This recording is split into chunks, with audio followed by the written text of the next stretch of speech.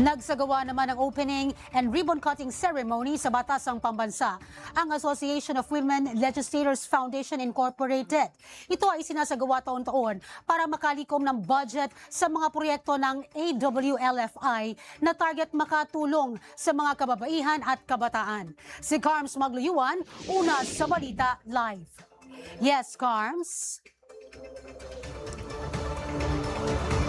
Zay, kaninang umaga lang ay isinagawa ang ribbon cutting para simulan ng pamaskong handog garage sale for a cause dito sa South Lobby ng Batasang Pambansa sa pangunguna ng Association of Women's Legislators Foundation Incorporated.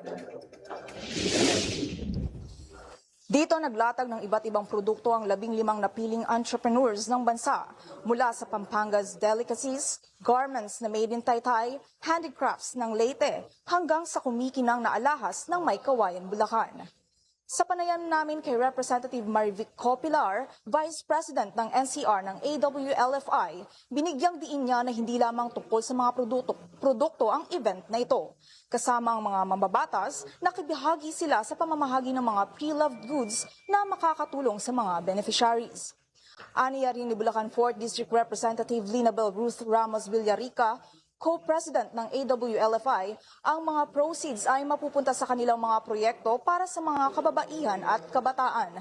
Kabilang dito ang pagpapatayo ng waiting area sa National Center for Mental Health sa Mandaluyong bilang bahagi ng kanilang advokasya para sa RA 11036 o Mental Health Act.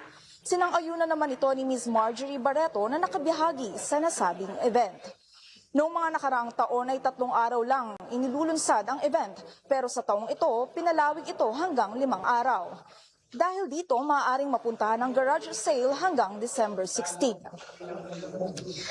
Napakalaking bagay nga ng event na ito, Zay, kasi bukod sa mga may nakaantabay na beneficiaries at projects na mapupuntahan ng malilikom na income ay maitatampok rin ang mga siguradong magaganda, matitibay at gawang Pinoy ng ating mga artisans. Yan lamang ang update dito sa Batasang Pambansa. Balik sa inyo dyan.